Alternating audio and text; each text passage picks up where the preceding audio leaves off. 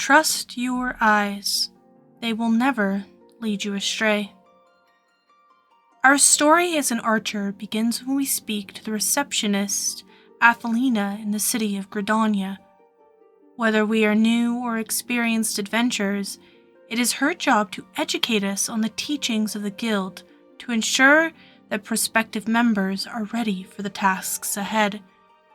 It is here we get our first glimpse into the life and teachings of those in the Archers Guild. Archery taught in Gridania, Athelina tells us, was born from two distinct styles of bowmanship, the first being from that of the longbow Elizin who ruled the lowlands, and the second the Makotes, who were skilled nomadic hunters that favored the shortbow. Though the people were rivals, they eventually learned to live together and refined the teachings that are practiced in the Archers Guild to this day. The words of Athelina not only give us an idea of the theme, but also foreshadow the overall story that awaits us in the hall when we are instructed inside to talk to Luzine, the guildmaster. Our first meeting with Luzine has the guildmaster giving us a further taste of what it is to be an archer. While the bow may not be as destructive as other weapons, it makes up for it by offering flexibility and many strategic applications. Since the archer's role in battle is to exploit enemies' weaknesses, archers must be masters of placement and timing so that a single arrow may move the tides of battle. This ability requires an archer to be able to see these things. Any halfwit can bend a bow, but it is no simple undertaking to become a skilled archer, Luzine tells us.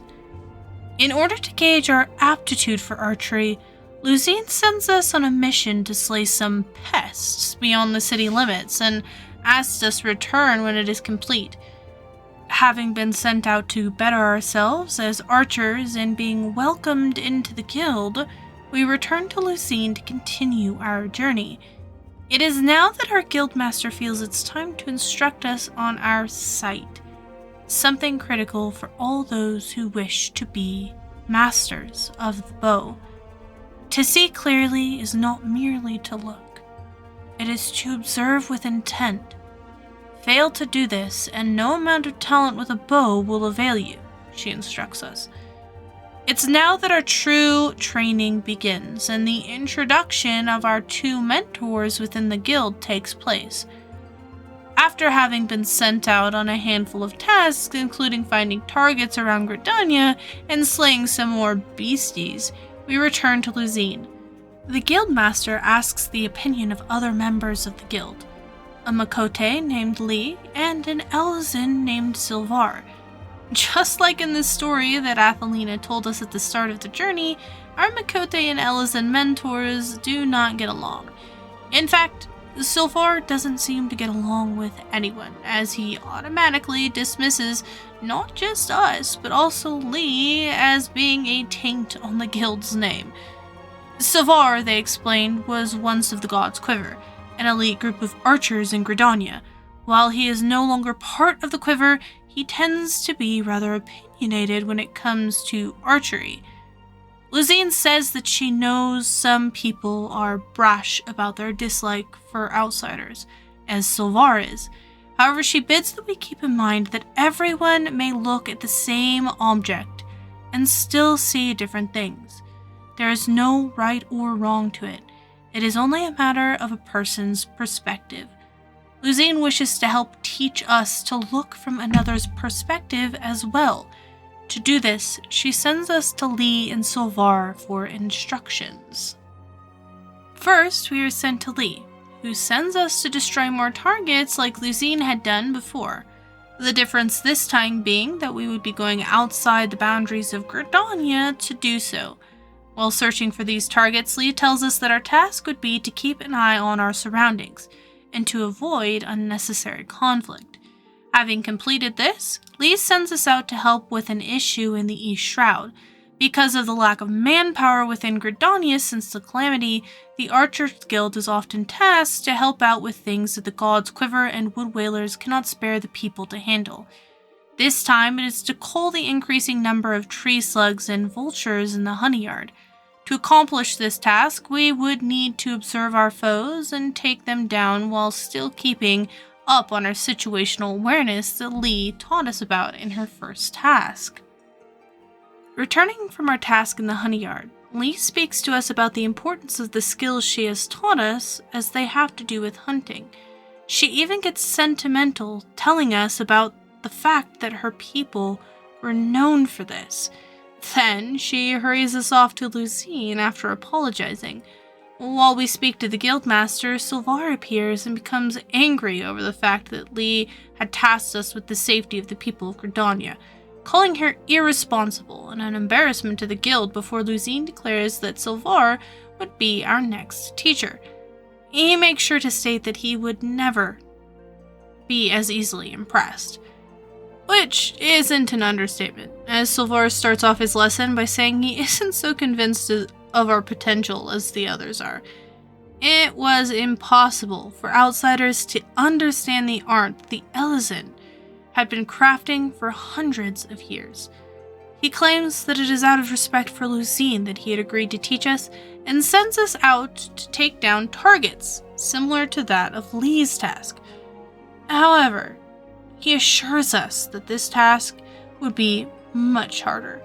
We must observe our energies, predict what they will be, and complete the task.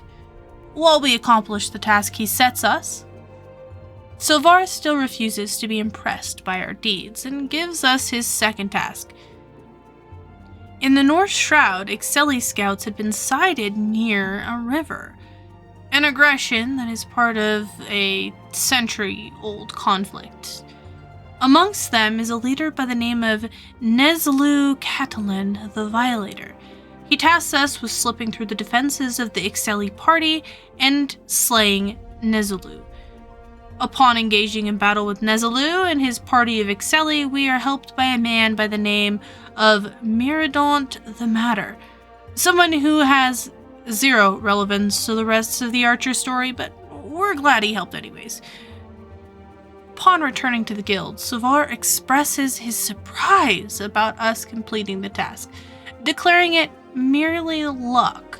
However, what the most important thing we need to see here in this scene is that Sylvar rubs his mouth when he says this, a movement Lucine later tells us is Sylvar's way of covering his lies when we discuss his task with her and Lee. Lee, though mad about the audacity Sylvar had to sending us on a task so dangerous, agrees that Sylvar does see our potential and would not have sent us on such a fool's errand had he not. With both mentors present, we return to Lucine later to find that she has a task for us. A petition had arrived from Buscaron with news of poachers in the South Shroud. Just like the case before, there is a good reason why the Wood Whalers and the God's Quiver cannot be called in for this task. Lucine asks that we go with Lee and Sylvar and head to the Druthers to speak to Buscaron about the matter. Despite the bickering amongst Sylvar and Lee, the three of us head down to the North Shroud to investigate the matter.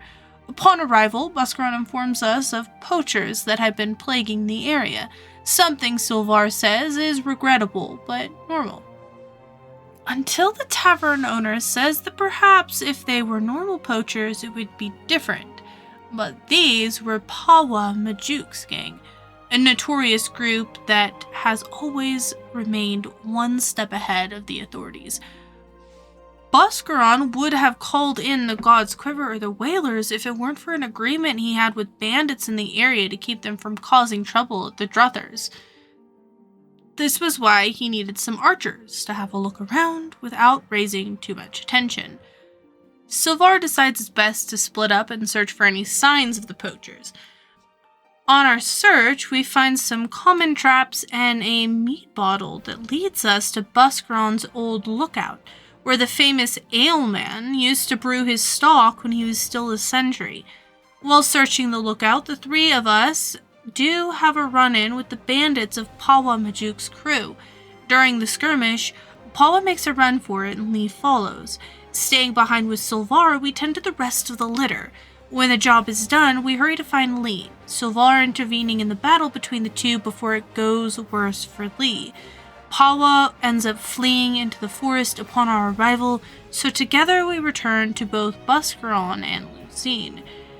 Our return to the Archery's Guild does not prove to be without trouble though. Soon after, Lucine approaches us with worries about our two mentors. She bid we go and have a chat with them to see for ourselves. Both mentors sit on the fence of leaving the guild. Sylvar, we learn, has set his mind to leave the guild in search of Pawa himself. He is not pleased that the God's Quiver and the Wood Whalers are doing nothing against the infamous poacher, especially given his history with her. When Sylvar was young and still a God's Quiver, he had captured Pawa Majuk. However, this was when Sylvar was more knave, and he fell for her pleading when she said that a comrade of hers would die. Releasing her, Sylvar allowed her to escape, and lost his place in the God's Quiver because of it. This was why now he was determined to right this wrong he had done. Meanwhile, Lee hesitated about her past, remembering the events of the calamity and questioning her place in the Archers Guild and Credonia as a whole. The skirmish she lost against Pawa seemed to have shaken her considerably as she asked quietly if perhaps it was a sign that she didn't belong in the guild, that she was merely an outsider. She asked us to meet her outside the city in the Shroud to say goodbye. However, when we turn up to the meeting spot, we are suddenly surrounded by Pawa and her gang. Despite Lee saying that she had only just asked us to come to say goodbye, Pawa asks for an arrow to be put in us. Pawa only backs down as a favor to Lee, though she says that the next time she sees us, she would gut us both. Lost and confused, Lee says that she needs our help with something. We meet her again at another place in the Shroud. This time, Lee asks for a fight against us, and after the battle, says she realizes where she had gone wrong in her thinking. With Lee thinking more clearly, it was now her time to go after Sylvar, who had gone in search of Pawa. Together with Lee, we find him in the South Shroud, where we fight together to protect him. Sylvar is still adamant about not wanting our help when the three of us are finally safe after the encounter, but eventually realizes and agrees to allow us to help him set a trap for Pawa.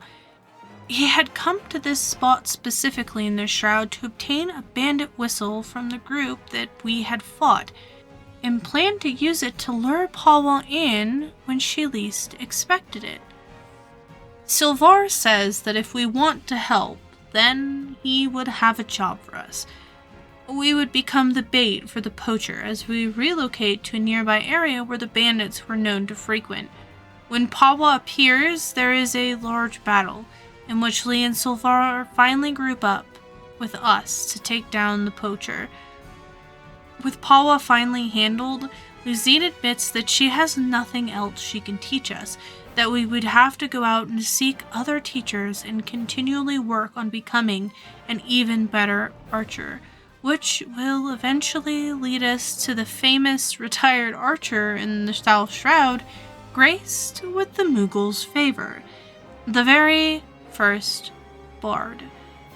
Anyways, guys, that is a recap of the 1 to 30 archer story. I highly recommend playing through the story if you haven't, but obviously this whole recap is meant to be so you don't have to. Thank you so much for listening along. Please check out the other recaps that we will be doing on this channel, and we'll see you next time. Bye!